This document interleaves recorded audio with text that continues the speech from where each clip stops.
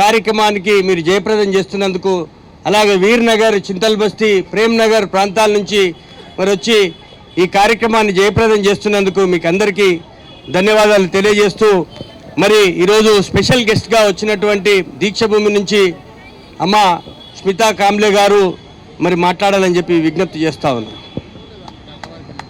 అందరూ ఒకసారి చప్పట్లు కొట్టాలి. Okay, thank you so much brother. मुझे तो इतना मैं तेलुगु नहीं आता, कुछ भी नहीं आता. हाँ, लेकिन आप जो हमारे ब्रदर विनोद कुमार जी है, यहाँ के जो सॉन्ग्स, अम्बेडकराइट सॉन्ग्स, रमाई के ऊपर सॉन्ग जो आप लोगों ने गाए, वो कुछ समझ में आया. फिर भी हम सब डॉक्टर बाबा साहब अम्बेडकर की वजह से इकट्ठा आए और एक हुए. So language it's not a barrier. तीर से तलवार से ना युद्ध की ललकार से, तीर से तलवार से ना युद्ध की ललकार से, लाएंगे हम क्रांतियां सब बुद्ध के ही ज्ञान से. विश्व को, इस दुनिया को शांति, मैत्री, करुणा का संदेश देने वाले महाकारुणिक तथागत भगवान गौतम बुद्ध, इनको मैं सर्वप्रथम अभिवादन करती हूँ. इस देश के शोषित पीड़ित बहुजनों के उद्धारक, दिग्विजय नेते, ज्ञान के अथांग विद्यासागर, विश्व रत्न परम पूज्य डॉक्टर बाबा साहब अम्बेडकर, इनको मैं अभिवादन करती हूँ. और इस भारत भूमि में समता, इक्वालिटी के थॉट्स लाने में जिन जिन महापुरुष, ग्रेट लीडर्स और महानायकों ने प्रयास किया है, उन सभी महान पुरुष, महानायिका सावित्रीबाई फुले, ज्योतिबा फुले, माता प्रजापति गौतमी, यशोधरा, इन सभी को मैं नमन करती हूँ. और आज जिनका बर्थडे है, बर्थ एनिवर्सरी हम लोग यहाँ पे सेलिब्रेट कर रहे हैं, वो हमारी माता जिन्होंने डॉक्टर भीमराव को बाबा साहब बनाया, वो त्यागमूर्ति, स्फूर्ति नायिका डॉक्टर बाबा साहब अम्बेडकर की प्रेरणा और हम सब की माता, विश्व वंदनीय माता रमाई को मैं वंदन करती हूँ. और यहाँ पे जो कि आदरणीय मंच पे यहाँ पे हमारी रिस्पेक्टेड आदिलक्ष्मी गारू, इनको भी मैं प्रणाम करती हूँ. और जिनके माध्यम से मैं आप लोगों के बीच पहुंची हूँ. ऐसे हमारे ब्रदर जो 2016 से मेरे कांटेक्ट में है, रोहित वेमुला का जब आंदोलन हुआ तो तब से वो मेरे कांटेक्ट में है. अम्बेडकराइट वो ब्रदर, रिस्पेक्टेड विनोद कुमार जी, इनको भी मैं जय भीम करती हूँ. और आज यहाँ पे उपस्थित आप सब लोग, बुद्धिजीवी लोग, जिनके हृदय में तथागत बुद्ध की करुणा है, मन में फुले शाह अम्बेडकर विचारों की ज्वाला है, ऐसे तमाम साथी जो यहाँ पे उपस्थित है, हमारी बहनें, सिस्टर्स एंड ब्रदर को मैं नागपुर के दीक्षा भूमि से आए एडवोकेट स्मिता कांबले का क्रांतिकारी जय भीम, जय रमाई, नेल सलाम.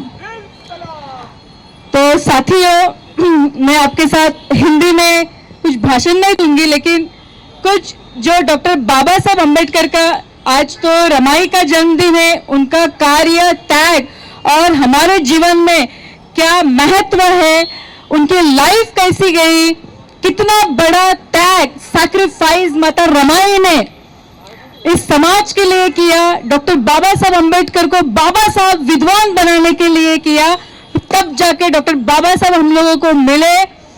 अगर रमाई माता डॉक्टर बाबा साहब अम्बेडकर को विदेश में नहीं भेजती तो हमें बाबा साहब मिले होते क्या? हरगिज नहीं. अगर विदेश में डॉक्टर बाबा साहब अम्बेडकर नहीं पढ़ पाते, डॉक्टरेट ऑफ साइंस और बैरिस्टर की डिग्री ना हासिल कर पाए होते, तो देश का संविधान हमें मिलता क्या? इस भारत देश का कॉन्स्टिट्यूशन. तो सबसे बड़ा अहम जो कंट्रीब्यूशन है, जितना डॉक्टर बाबा साहब अम्बेडकर जो है वो रमाई के बिना अधूरे है. तो इसीलिए ऐसी महान माता की बर्थ सेलिब्रेशन के लिए हम यहाँ पे इकट्ठा हुए हैं और doctor B.R. Ambedkar statue protection committee का मैं धन्यवाद अदा करना चाहती हूँ, पूरे ऑर्गेनाइज टीम का मैं धन्यवाद अदा करना चाहती हूँ। भले ही हमारी संख्या कम क्यों ना हो, लेकिन मैं ऐसी जगह मेरी रिस्पॉन्सिबिलिटी समझ के, क्योंकि मुझे पता है मैं बाबा साहब की बेटी हूँ, मैं रमाई की बेटी हूँ और मुझे इस देश में क्रांति लाना है, तो मेरे भाइयों और बहनों के बीच, अम्बेडकराइट ब्रदर और सिस्टर के बीच कहीं भी कितने भी दूर क्यों ना हो, डिस्टेंस हो, कोई भी स्टेट में क्यों ना हो, लेकिन वहां जाना मेरी जिम्मेवारी है, क्योंकि इस देश में मुझे पे बैक टू सोसाइटी और डॉक्टर बाबा साहब अम्बेडकर को जो अभिप्रेत था, यहाँ पे जो समता का राज्य इस देश में लाना था, वो इक्वालिटी का स्टेट हमें सही मायने में अगर बनाना है तो मिलना जुलना बहुत आवश्यक है, विचारों का आदान प्रदान होना बहुत आवश्यक है। इसलिए मैं हाईकोर्ट की एडवोकेट होके भी, आज वर्किंग डे है, काफी इंपॉर्टेंट मैटर्स लिस्टेड हुए थे, लेकिन फिर भी आप लोगों के बीच आना था। विनोद कुमार दादा ब्रदर, उन्होंने उनके माध्यम से मैं आपके यहाँ पहुंची। मैं फिर से आप सभी को और विनोद कुमार ब्रदर को और सभी कमेटी को धन्यवाद देना चाहती हूँ। संक्षिप्त में रमाई का लाइफ का विश्लेषण करने से पहले मैं थोड़ा सा जो दीक्षा भूमि से, जिस धम्म भूमि से मैं आई हूँ, उस दीक्षा भूमि से क्या कार्य चलता है समता सैनिक दल का, क्योंकि मैं यंगस्टर एडवोकेट स्मिता कामले हूँ और व्यक्तिशः पर्सनली मेरा डॉक्टर बाबा साहब अम्बेडकर इस्टेब्लिश समता सैनिक दल में बहुत ही प्रेम है, बचपन से ही मेरा प्रेम रहा है, because this is our mother organisation, right. और इस मदर ऑर्गेनाइजेशन को बढ़ाना, क्योंकि उसके फाउंडर डॉक्टर बाबा साहब अम्बेडकर है, उसको बढ़ाना, उसको देश में नंबर 1 का सोशल ऑर्गेनाइजेशन बनाना ही हमारा मकसद है और समता सैनिक दल के माध्यम से ही इस देश को चलाना ही, इक्वालिटी लाना ही हमारा माध्यम है। इसीलिए मैं समता सैनिक दल में कार्यरत हूँ और दीक्षा भूमि से चलाती हूँ। गए 7 साल हो गए भाइयों। मैं इस भूमि से साथियों आपको बताना चाहती हूँ, क्योंकि रोहित वेमुला जब मैटर हुआ था, आपको पता है इंस्टीट्यूशनल मर्डर का शिकार रोहित वेमुला 2016 का हमारा भाई कैसे चला गया, उसका मर्डर हुआ, तब से हम लोगों ने बड़ा आंदोलन खड़ा किया नागपुर में। वहां पे हम लोग एजिटेशन किया, जहां से इस देश के सूत्र हिलते हैं। वो क्या है? वहां का रेशिम बाग, पता है ना आपको? उस हेडक्वार्टर में हम लोगों ने बड़ी तादाद पे, हजारों के तादाद में हम लोग मोर्चा लेके गए। और इस मियापुर कोर्ट में मैं खुद एडवोकेट हूँ और हम नागपुर से कई एडवोकेट आके मियापुर कोर्ट में हमारे जो रोहित वेमुला के साथ जो पढ़ रहे थे साथी डॉक्टर बाबा साहब अम्बेडकर विद्यालय के, उनकी बेल खुद हम लोगों ने की। करीबन 35 स्टूडेंट की बेल हम लोगों ने ली और ये आंदोलन शुरू हुआ, ये भी समता सैनिक दल के माध्यम से। क्योंकि हम लोग हमारा नाम नहीं देते, कौन सा नाम देते हैं? डॉक्टर बाबा साहब अम्बेडकर के ऑर्गेनाइजेशन का। क्यों? क्योंकि हमारा संगठन बढ़ना चाहिए, आदमी नहीं। संगठन इंपॉर्टेंट है और वो भी खुद स्थापन किया हुआ डॉक्टर बाबा साहब अम्बेडकर ने। साथियों, ऐसे अनेकों हिस्टोरिक रिवोल्यूशनरी कार्य है जो एडवांस आधुनिकता के रूप में मॉडर्न, इसमें हम जैसे कि छोटे बच्चों उनको एसएसडी में कैसे ज्वाइन किया जाए, कैसे कार्य बाबा साहब हम लोगों ने बताए, कैसा आइडियल सोल्जर समता सैनिक दल ने बनाने चाहिए, इस सभी के कार्यों के ऊपर समता सैनिक दल कार्यरत है। इतना ही नहीं साथियों, नागपुर आपको क्रांति भूमि पता है, नागपुर क्रांति भूमि है, तो कुछ इस सिस्टम ने, इस विषमतावादी मनोवादी सिस्टम ने वहां के जो विहार है, बुद्ध विहार, गिराने का आदेश निकाला था। जब मनुवादी जो संविधान विरोधी लोगों की सरकार थी, तो वो आदेश हम लोग लगातार 2 महीने तक समता सैनिक दल के माध्यम से कोर्ट में फाइट की और हम लोगों ने जीत भी हासिल की और पूरे 600 विहार 600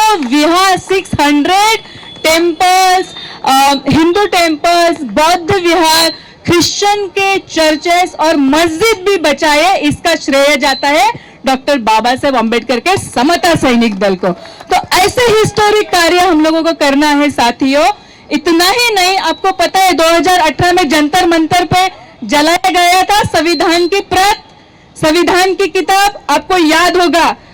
वो समय हम कतई नहीं भूल सकते। हमारा संविधान जलाया गया था तो हम लोग बैठे और सोचे कि नहीं, अकेले अंबेडकर अगर देश में इतना बड़ा परिवर्तन कर सकते तो हम अगर उनके बेटे खुद को मानते हैं तो हमारी जिम्मेवारी क्या है, राइट? अगर सही में हम संविधान को प्रोटेक्ट करना चाहते तो हमें क्या करना चाहिए? वैसे पॉलिसीज हमारे पास होनी चाहिए, वैसा माइंड हमारे पास होने चाहिए। अगर अकेले अंबेडकर इस देश में इतना बड़ा परिवर्तन ला सकते तो आपकी और हमारी जिम्मेवारी क्या होनी चाहिए अगर हम उनके बेटे हैं तो। इसलिए साथियों, समता सैनिक दल के माध्यम से हम लोगों ने लाखों के तादाद पे संविधान की प्रतियां खुद एडिटेड की। मैं खुद उसकी संपादिका हूँ कॉन्स्टिट्यूशन की किताब की, और लाखों के तादाद पे हम लोगों ने संविधान अभियान चलाया। जैसे कि अभी हर घर तिरंगा बोलते हैं ना, वैसे हम लोगों ने 2016 में हर घर संविधान, ये कॉन्सेप्ट का जन्म ही दीक्षा भूमि से हुआ। तो ये कार्य समता सैनिक दल के है। कोविड पता है ना आपको, कोविड में कैसे समता सैनिक दल ने कार्य किए। पूरे 42, हमारी माधुरी ताई ताकसंडे काफी दूर से आई है, मेरा स्टेटस देखा उन्होंने आज कि स्मिता ताई नागपुर से यहाँ आ रही है हैदराबाद में, तो 1 घंटे का रन है, वो कितने दूर से यहाँ चली आई यहाँ पे थॉट सुनने के लिए। तो इनको पता है पूरे 100 दिन तक समता सैनिक दल के सैनिक, बाबा साहब के सैनिक 42,000 नीडी पुअर फैमिली तक पहुंचे, राशन किट्स बांटा और पूरे 100 डेज तक कार्य किया। किसने किया?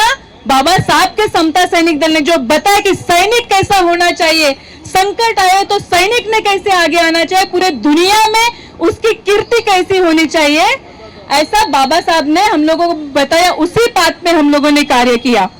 और एक महत्वपूर्ण बात मैं आपको बताना चाहती हूँ, हालांकि आज रमाई की जयंती है, उसके ऊपर भी मैं बात करूंगी।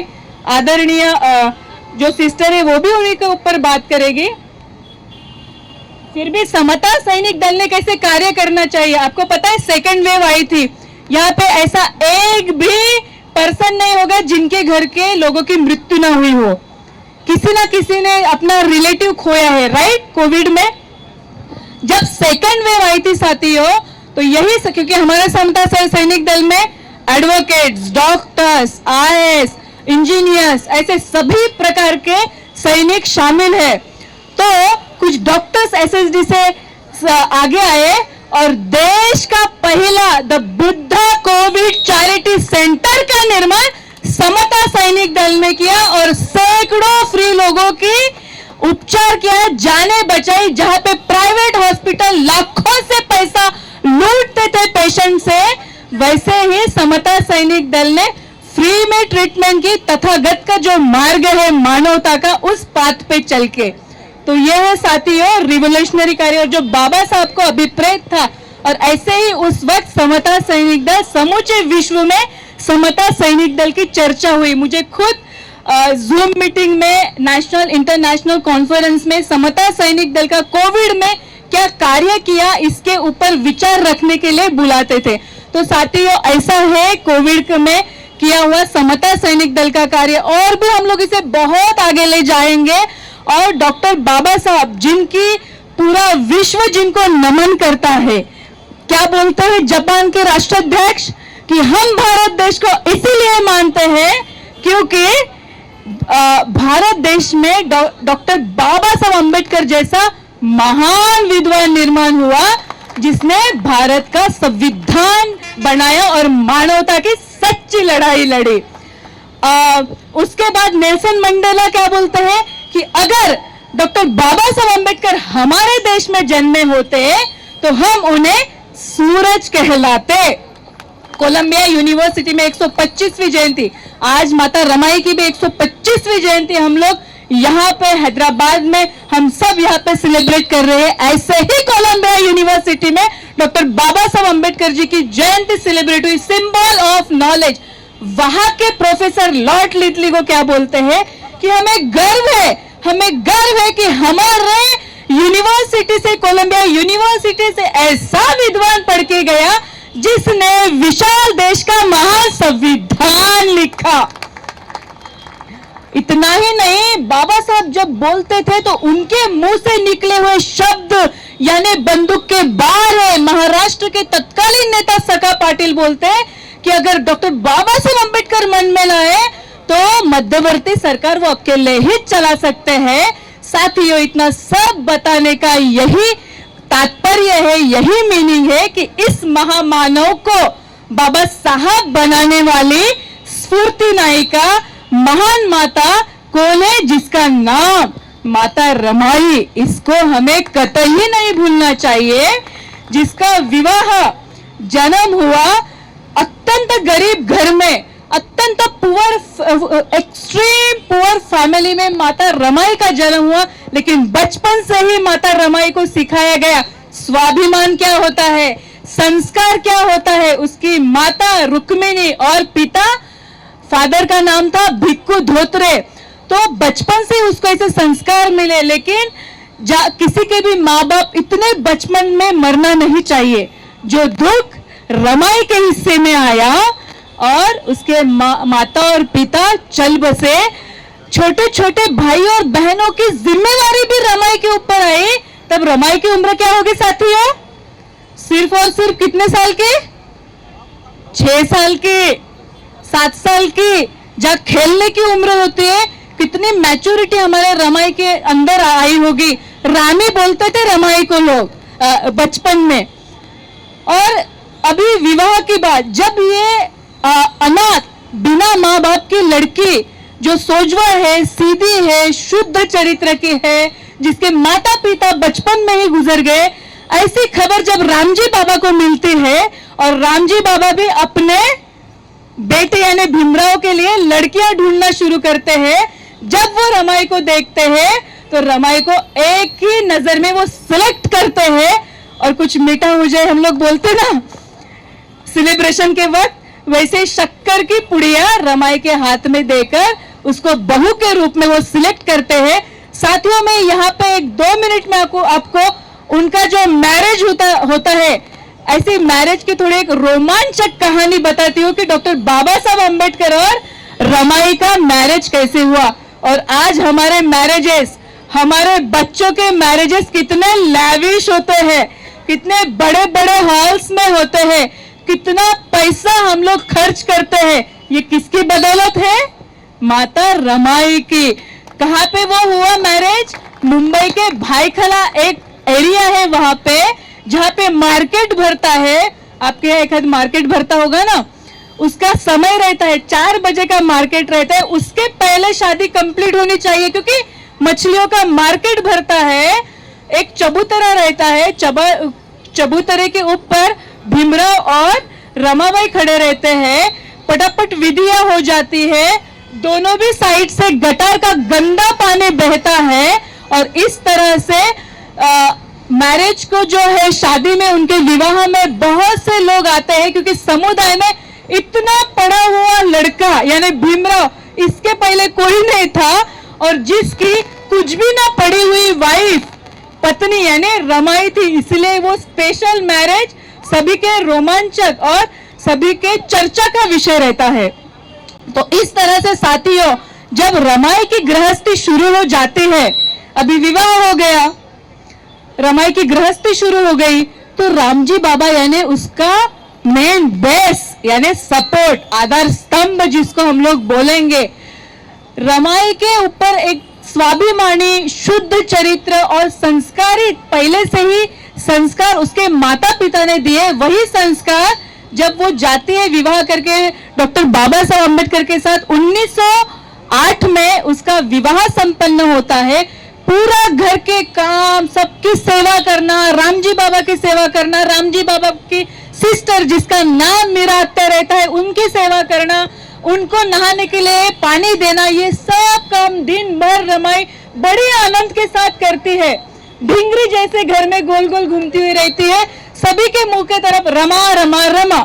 पूरा पूरा घर जो है रमामय हो जाता है। ऐसे ही वातावरण में, ऐसे ही एक क्षण में, भाइयों थोड़ा आवाज कम करो, ऐसे ही वक्त क्या होता है भाई साथियों, रामजी बाबा यानी डॉक्टर बाबा साहब अम्बेडकर के फादर रमाई को पास बुलाते। मेरी लैंग्वेज आपको समझ में आ रही है ना? Okay good. और पास बुला के एक महत्वपूर्ण बात रमाई को बोलते हैं कि रामू, बाबा साहब पैर से रमाई को क्या बोलते थे? रामू। रामजी बाबा ने रमाई को बोला, रामजी बाबा ने रमाई को बुलाया और बोला कि रमा देखो, तुम्हारा जो पति है वो कोई साधारण इंसान नहीं।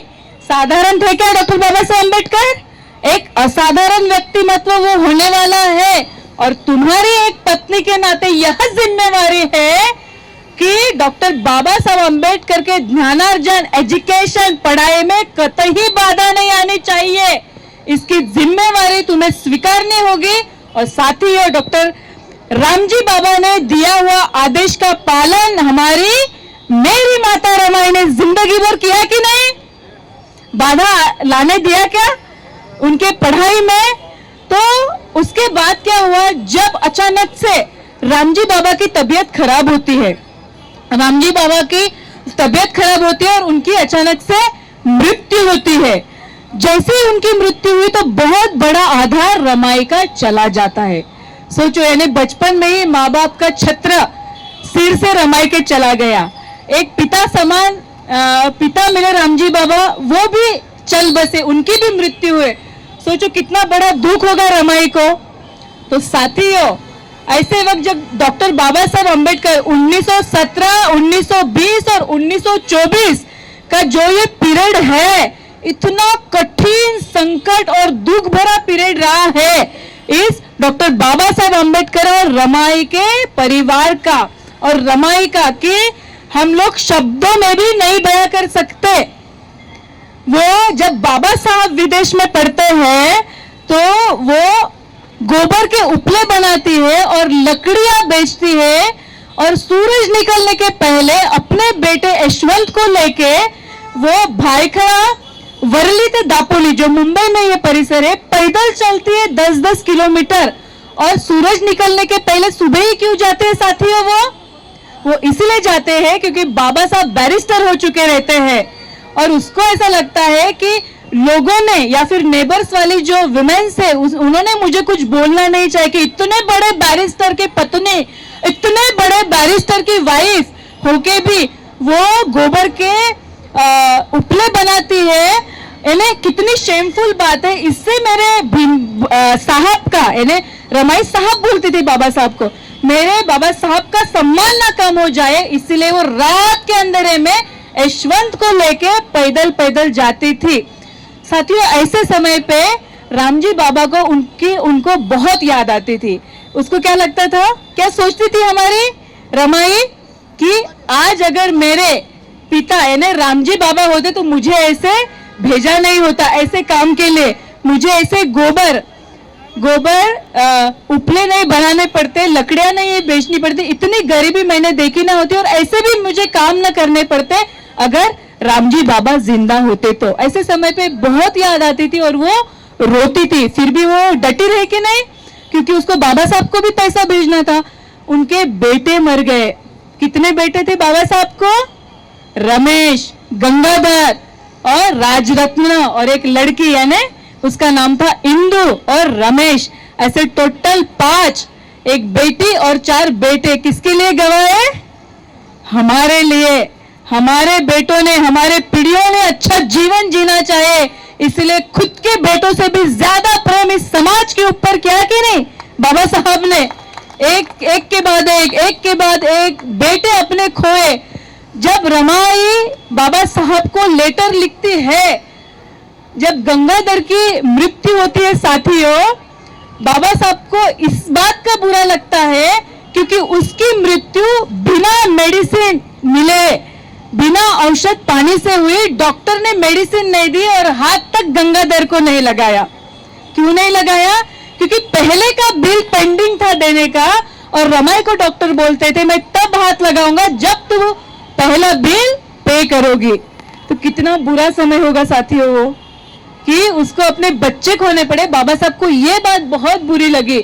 रमेश भी मर गया, उनका सबसे प्यारा बेटा राजरतन भी मर गया। कितने बड़े जख्म, कैसे इतना बड़ा दर्द सह के समाज में परिवर्तन, फिर से इतने बड़े समाज को हजारों सालों से चलती आ रही गुलामगिरी से मुक्त करना है, इनको प्रकाश में लाना है। मेरी पीढ़ियां, मेरे समाज के लोग कैसे जीते हैं, उन्होंने ऐसा समझ लिया कि हम इसी के लिए बने हैं, गुलामी की जिंदगी जीने के लिए। इनको बाहर निकालना है और साथ में इतना बड़ा दर्द लेके। सोचो कैसा समय होगा ये साथियों। फिर भी हर एक काम में डॉक्टर बाबा साहब अम्बेडकर के कतई रमाई बाधा बनी नहीं। जब बाबा साहब को उन्होंने पत्र लिखा, थोड़े पैसे चाहिए थे, तो बाबा साहब ने उस पत्र में लिखा, 1930 का वो पत्र है, उस पत्र में लिखा कि रामू, मैं भी यहाँ पे पै के लिए मोहताज हूँ, दाने दाने के लिए मोहताज हूँ। तुम वहां पे कैसे तो अगर तुम्हारे जेवर है वो गिरवी रखो, वो तोड़ो और घर परिवार चलाओ। जब रमाई को ये बात पता चलती है पत्र से कि मेरे बाबा साहब इतने विदेश में जहाँ कोई जान पहचान वाला भी नहीं होगा, भूखे पैसे रहते हैं, पै के लिए मोहताज है, उन्हें पैसा भी नहीं मिलता, तब रमाई ने सोचा कि अभी कभी बाबा साहब को मैं हालात के परिचित नहीं करवाऊंगी कि मैं इतने बड़े दुख झेल रही हूँ। तब जगह ने देखो, जितने दुखी जिंदगी, जितने गरीब में जिंदगी जी के साथ भी रमाई ने, उतनी ही स्वाभिमानी और निडर थी रमाई। उसने दिन रात मेहनत की, अपने भाई बहन गौरी शंकर को लेके, यशवंत को लेके, जेठानी लक्ष्मी को लेके मेहनत की और खुद परिवार चलाती थी। उसको देखो कितना व्यवहार का भी माइंड था उसका, रमाई का। और बचे हुए सेविंग पैसे वो डॉक्टर बाबा साहब अम्बेडकर को मनी ऑर्डर करके भेजती थी।